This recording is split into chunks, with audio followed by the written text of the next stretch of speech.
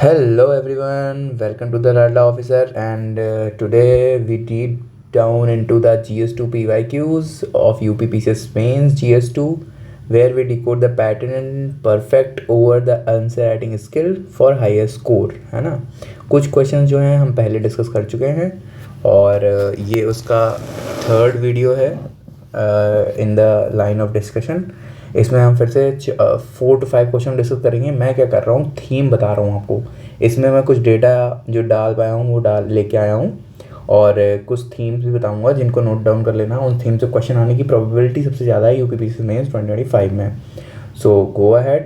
In this video, we will analyze the recent important PYQs, discuss their core themes, and practice writing effective introduction, structure, and conclusion. Okay, just at demand of UPPCS. This session is specially aimed at the aspirants looking to the score higher in polity, governance, social justice, and international relations segments. As far as UPPCS is concerned, we will go with the theme wise, then the PYQs. मैं पहले कुछ questions और क्या नाम है discussion कर चुका हूँ और सिलेबस का भी वीडियो आ चुका है। टेलीग्राम चैनल ज़रूर ज्वाइन कर लें।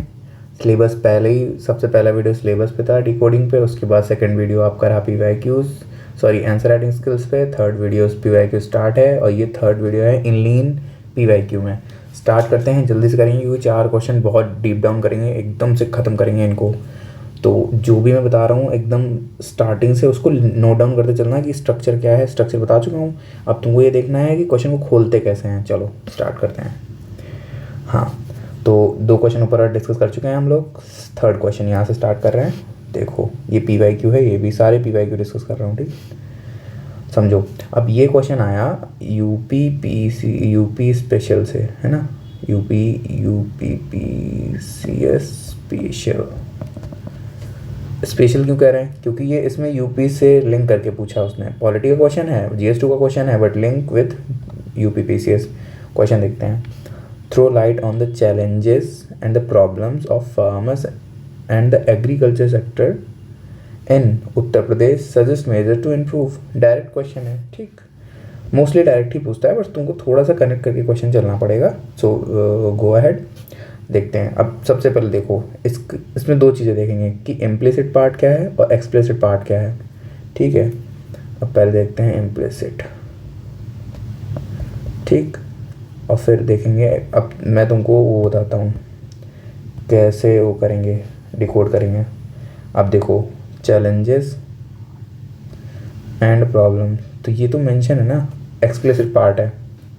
और सजेस्टिव मेजर्स, तो कितने पार्ट हो गए क्वेश्चन के फॉर द इम्प्रूवमेंट?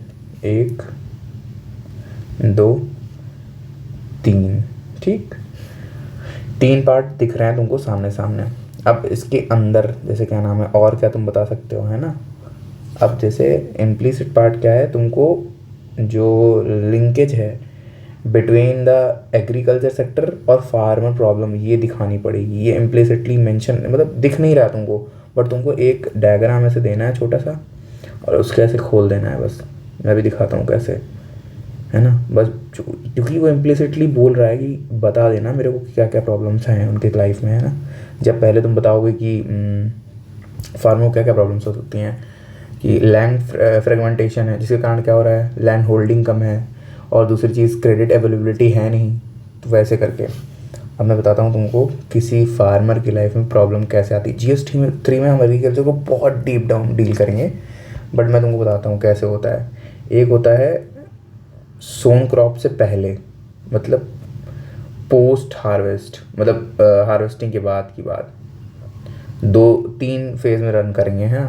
सबसे पहले है किसी फार्मर की लाइफ में क्या क्या प्रॉब्लम्स हैं। सबसे पहले शोन के टाइम, मतलब बोने के टाइम पे, जब बोते हैं उस टाइम क्या है, सीड की प्रॉब्लम आती है, गुड क्वालिटी सीड नहीं है, लैंड की प्रॉब्लम है, फर्टिलाइज़र की प्रॉब्लम है, ऐसे करके। तो 4 से 5 पॉइंट इन क्वेश्चंस के अंदर आपको 4 से पॉइंट लिखने हैं, ठीक है। 4 से 5 पॉइंट लिखोगे तुमको समझ में आ जाएगा कैसे। यही खोलने कह रहा हूँ, यही तुम्हारा दिमाग खोलना है। किसी फार्मर की लाइफ को पकड़ो, उसके लाइफ में क्या क्या प्रॉब्लम्स है, सीड की प्रॉब्लम है, लैंड की प्रॉब्लम है, फर्टिलाइज़र की प्रॉब्लम है, क्रेडिट अवेलेबिलिटी की प्रॉब्लम है ना। अब 4 से पॉइंट तुमने यहाँ खोल लिए। अब समझो, अब जब उसने बो दिया मतलब सोन कर दी, जब लगा दी, अब स्टैंडिंग क्रॉप, ठीक, स्टैंडिंग क्रॉप में क्या क्या प्रॉब्लम्स आ रही हैं उसमें, क्या नाम है, पेस्ट अटैक की प्रॉब्लम है, और fertiliser availability at a time, और क्या नाम है, इरिगेशन की प्रॉब्लम है, मतलब कि पानी लगाने का स्टार्टिंग में तो लगा ही लगाया, वो तो प्रॉब्लम होगी इरिगेशन में स्टार्टिंग में तो, बट बीच में जब लगी हुई स्टैंडिंग क्रॉप है, इसी को सॉल्यूशन करने के लिए प्रधानमंत्री फसल बीमा योजना है ना। अब ये सॉल्यूशन में डालोगे, तुम समझ में आ रहा है, ये सॉल्यूशन है इसका, ठीक है। अब जब कट गई, जब क्रॉप कट गई, ठीक है, क्रॉप जब कट जाएगी तब क्या होगा, उसके बाद क्या क्या प्रॉब्लम्स है, स्टोरेज की प्रॉब्लम है, हाँ स्टोरेज बोलो, यस, स्टोरेज की प्रॉब्लम है, ट्रांसपोर्टेशन, ट्रांसपोर्टेशन की प्रॉब्लम है, और क्या क्या प्रॉब्लम्स हो सकती हैं, ठीक है, इंफ्रा लैग कर रहा है।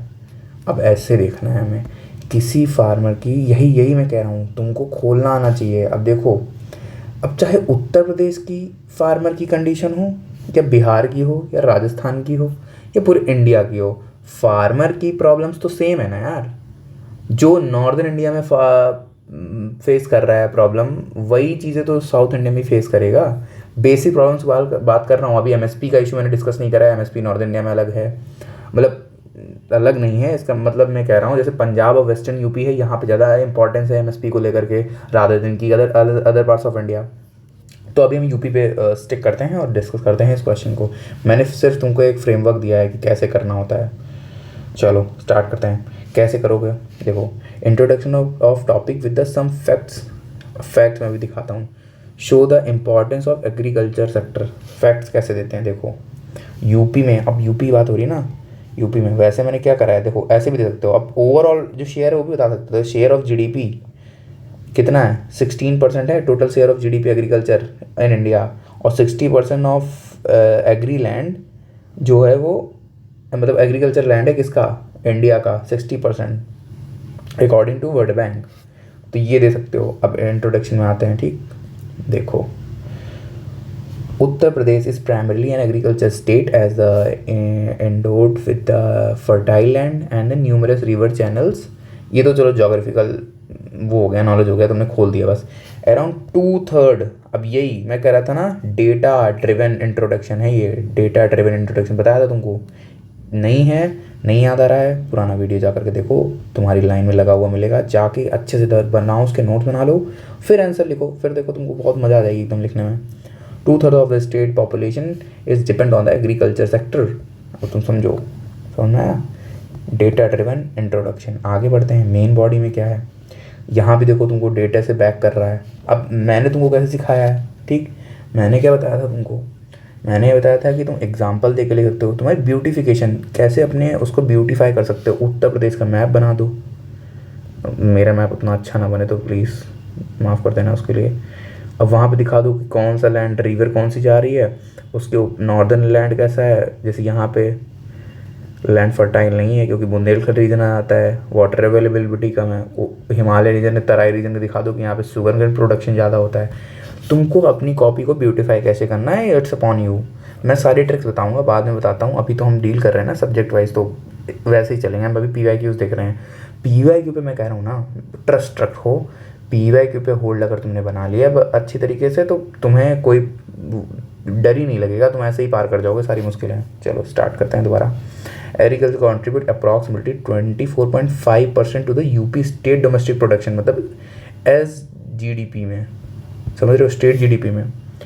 Reflecting the importance of the overall economy है। इकोनॉमिक सर्वे 2023 की और 24 का इकोनॉमिक सर्वे पड़ा हुआ है मेरे चैनल पे, शायद हाँ कराया है, तो अगर नहीं होगा तो मैं करा दूंगा, ठीक है।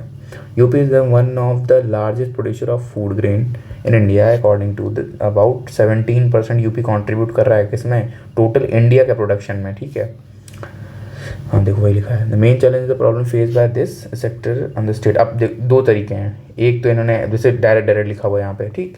तुम ब्यूटीफाई करने के लिए क्या कर सकते हो, ऐसे तोड़ दो कि चैलेंजेस कैसे कैसे हैं, उनको बॉक्स बनाया, उसमें लिखा पहले स्मॉल हेडिंग्स में चैलेंजेस डाले, फिर इनको एलेबोरेट कर दो, 1 पॉइंट डाल के, 2 पॉइंट डाल के। और लेकिन एक चीज़ याद रखना, अभी तुमको बताता हूँ कैसे, जैसे फ्रेगमेंटल लैंड होल्डिंग।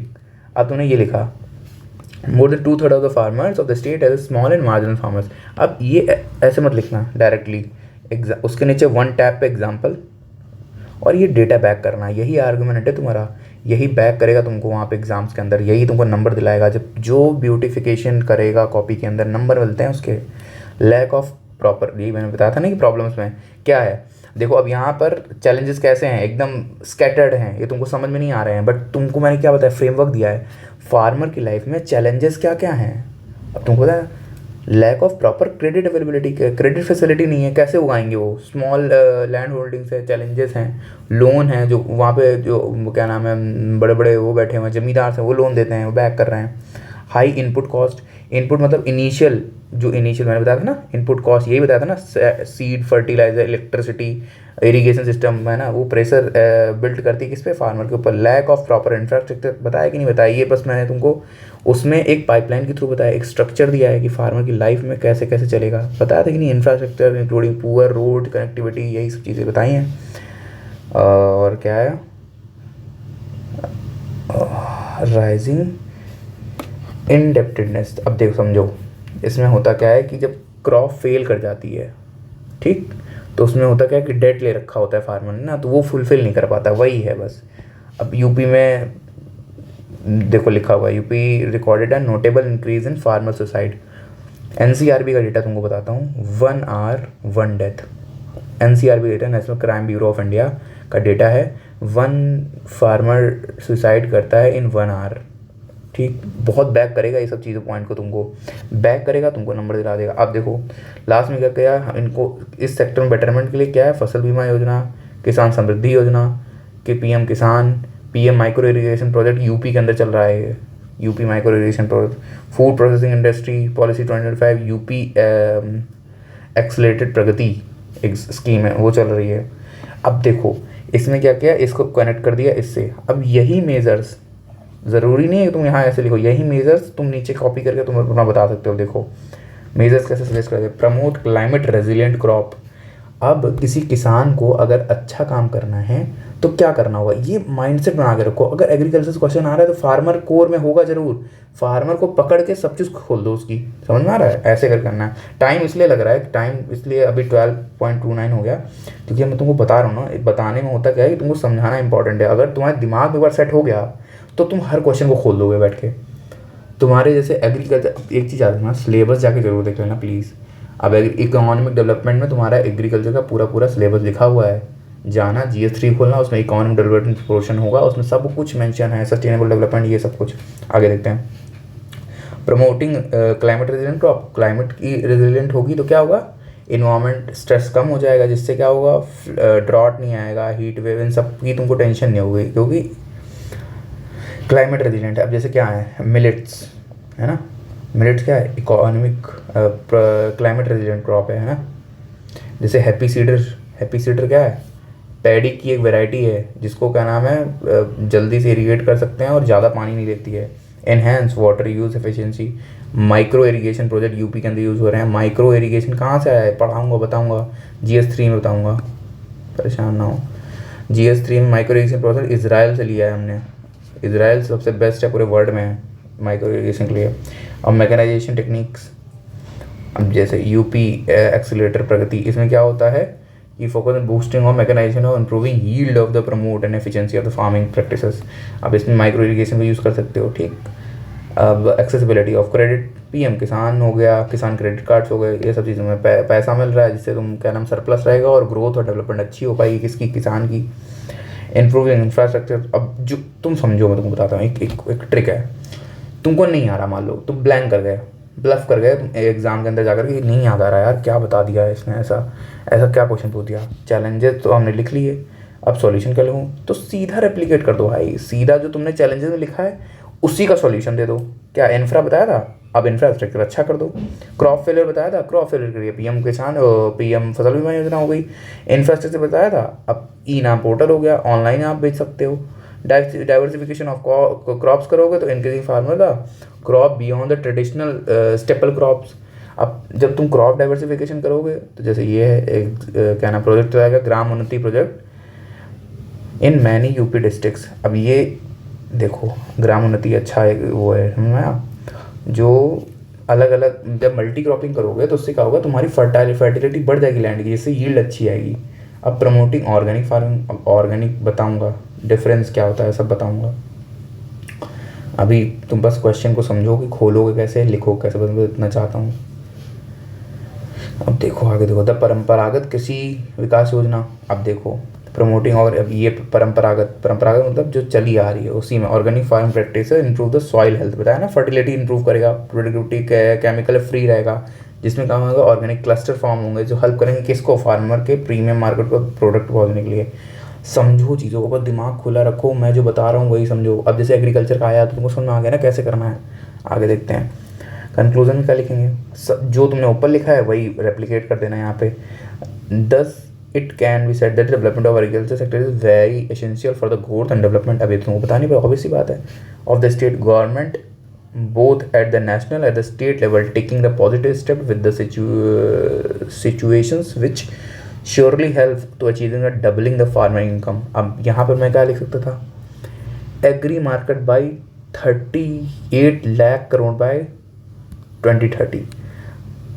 अब ये डेटा के साथ बैक कर सकते हो, ये डेटा ज़्यादा है, अच्छा रहेगा, क्यों, क्योंकि ये एम है इंडिया का, एग्री मार्केट को 38 लाख करोड़ रुपए बाय 2030। डबलिंग फार्मर का भी अच्छा पॉइंट है। ठीक है आगे बढ़ते हैं, समझ में आ गया, गो अहेड। आप देखो what are the electoral bond, उस समय क्वेश्चन आया था क्योंकि इलेक्टोरल बॉन्ड यूज में थे। कुछ डेटा देता हूँ तुमको पहले। 46% MPs are facing criminal charges. क्यों इलेक्टोरल बॉन्ड्स है, इलेक्टोरल रिफॉर्म्स का याद रखना।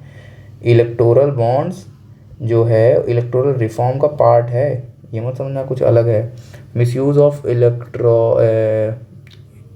इलेक्टोरल फंडिंग आया था ना अभी, सब अडानी ने दिया, उन्होंने दिया, सब ये चीज़ें चल रही थी। वुमेन इन पॉलिटिक्स, ये थीम बता रहा हूँ, प्लीज़ प्लीज़ लेना, इनसे क्वेश्चन बन जाएगा। Women in politics, misuse of electoral funding, criminalisation of politics, यही सब चीज़ें आएंगी सीधा सीधा क्वेश्चन में। मैं तो बता रहा हूँ, पिछली नहीं यकीन है जाके प्रीलिम्स वाला वीडियो देखो, सीधा 8 हुए हैं question.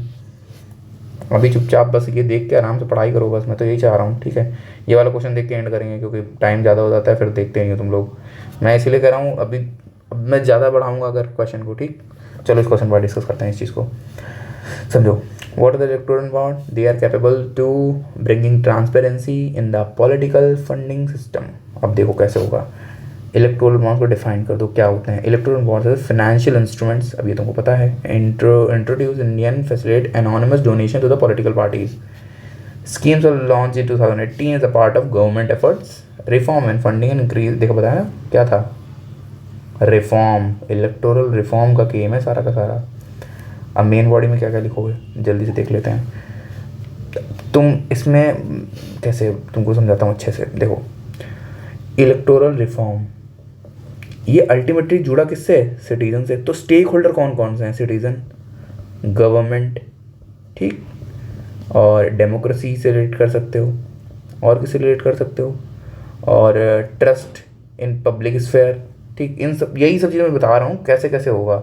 Electoral bond players significant bring transparency and all. चलो अब देखो क्या करते हैं, इनकरेज फॉर्मल इकोनॉमी। अब जैसे जब इलेक्टोरल बॉन्ड में प्रमोट करें फॉर्मल इकोनॉमी, मतलब पैसा एक चैनलाइज के थ्रू आएगा ना, फॉर्मल हो जाएगा, वो दिखने लगेगा पैसा, तो फॉर्मल। प्रमोट ट्रांसपेरेंसी, अब लोगों को समझ में आएगा, जैसे अभी सुप्रीम कोर्ट ने बोला कि सारे डेटा रिलीज करो SBI की, जो जो पैसा इसके पास फंडिंग के थ्रू आया, तो क्या उससे इम्प्रूव हुआ, ट्रांसपेरेंसी इम्प्रूव हुई। एनोनिमिटी ऑफ डोनर्स, अब डोनर्स इंडिविजुअल तो चलो कोई बात नहीं, लेकिन इंडिविजुअल की एनोनिमिटी रखेगा, ठीक, डोनर की एनोनिमिटी रहेगी, बट किसकी रिलीज हो जाएगी, जो बड़ी कंपनी जाइंट्स फंडिंग कर रही हैं, किसको, गवर्नमेंट पॉलिटिक्स पार्टीज को, है ना। अकाउंटेबिलिटी ऑफ पॉलिटिकल पार्टीज, अब अकाउंटेबिलिटी बढ़ जाती है क्योंकि ये पैसा अगर तुम्हारे पास आया है तो you have to specify the reason कि ये पैसा कहाँ खर्च हो रहा है, ऐसा ऐसा सब कुछ। रेगुलेट डोनेशन, गवर्नमेंट रेगुलेट कर सकती है कि इस स्ट्रेंथ तक की आप दे सकते हो। ये क्या है, पॉजिटिव ट्रांसपेरेंसी इंप्रूव करनी है, ब्रिंगिंग ट्रांसपेरेंसी। आगे देखते हैं अब और चीज़ें क्या हैं, सम इशू क्या है, इशू क्या है, ठीक। अब देखो डिसप्रोपोर्शनेट, अब ऐसा होता है ना जो रूल, जैसे ADR की रिपोर्ट है, ADR 60% of funding receive through the electron one donated from ruling party. अब क्या होता है देखो, 50% तो बीजेपी को ही होगी, हाँ वही चीज़ है। सुनो, ADR रिपोर्ट कर रहा है 60% की, जो ये रिपोर्ट आती है ADR की, है ना, 60% फंडिंग किसके पास गई है, जो रूलिंग पार्टी होती है। अब रूलिंग पार्टी क्यों उसके पास गई है, क्योंकि भाई वही पावर में रहेगी, अगर पावर में रहेगी तो उनका फ़ायदा है, जो कंपनीज या लोग वो कर रहे हैं। एलिगेशन ऑफ करप्शन, करप्शन क्यों, पैसा गया, अब गवर्नमेंट नहीं ट्रांसपेरेंट उतना नहीं कर रही है, जो पार्टी है वो तो चाहती नहीं है कि दिखे, ठीक है। लोग क्या नाम है इसी के थ्रू अपने ब्लैक मनी को वाइट में कन्वर्ट कर देते हैं, यही सब चीज़ें हैं। अगेंस्ट कॉन्स्टिट्यूशनल मोरालिटी, यही सब चीज़ें हैं। पॉलिटी के अंदर तुमको ये सब दिखाना पड़ेगा, कॉन्स्टिट्यूशन मोरालिटी क्या होती है, ठीक है। ये देखो, वायलेट्स सिटीजन्स राइट, क्योंकि सिटीजन का राइट है ना जानने का कि हाँ क्या क्या चीज़ें हो रही हैं वो उस चीज़ में। Limited accountability, total receive by political parties being disclose but do not disclose the individual donor. मैंने बताया था ना, इंडिविजुअल नहीं दिखाएंगे लेकिन पार्टी से दिखा सकते हैं जो बड़ा डोनर करा है उसका। ये छोड़ो, ये मैं बताऊँगा क्योंकि उसमें कैपिटलिज्म, क्रोनी कैपिटलिज्म की बात कर रहे हैं यहाँ पे। अब कर ये तो छोड़ो, ये अभी नहीं है। वो 2018 क्योंकि बात कर रहा है, वो क्वेश्चन पुराना है, मैं इसको छोड़ रहा हूँ अभी, उसको जाने की ज़रूरत नहीं है। कंक्लूजन में क्या कर सकते हैं, हाँ Indrajit committee state funding election 19 और हाँ ये दे सकते हो। ARC report, second ARC report में बोला था क्या क्या चीज़ें, जैसे क्या नाम है 1951 RPA को इम्प्लीमेंट करो, 1952 RPA को इम्प्लीमेंट करो इफेक्टिवली, जिससे क्या नाम है फंडिंग को रोका जा सके और अच्छे से कंप्लीट करा जा सके इलेक्टोरल रिफॉर्म को। अब जैसे मैं तुम लोग से बात करना चाहता हूँ, जैसे मैंने अभी 2 क्वेश्चन डिस्कस करे हैं, ठीक है। नेक्स्ट टाइम मैं क्या कर रहा हूँ कि 4 क्वेश्चन एटलीस्ट डिस्कस हो जाए। तो स्टार्टिंग के इंट्रो में बहुत छोटा सा इंट्रो देकर के क्वेश्चन डायरेक्ट स्टार्ट कर दूँगा, थोड़ा सा तेज चलेंगे क्योंकि बहुत सारी चीज़ें कवर करनी है, यू हैव टू अंडरस्टैंड। और आधे घंटे का वीडियो अगली बार से लाऊंगा, और प्लीज़ पूरा वीडियो देखा करना। कंप्लीट वीडियो नहीं देखोगे तुमको स्ट्रक्चर समझ में नहीं आएगा, चीज़ें समझ में नहीं आएंगी, फिर मेरे से कहोगे कि ये नहीं हो रहा। तो you have to go with it और पूरी तरीके से देखो वीडियो को, है ना, छोड़ो मत बीच में। छोड़ोगे तो वो अपने लिए लॉस है, ये याद रखना। अब कोशिश करूँगा कि और चीज़ें अच्छे से इम्प्रूव कर सकूँ और चीज़ें आ जाएँ टाइमली, है ना। ओके, गो अहेड और all the best. Thank you, जय हिंद, जय भारत।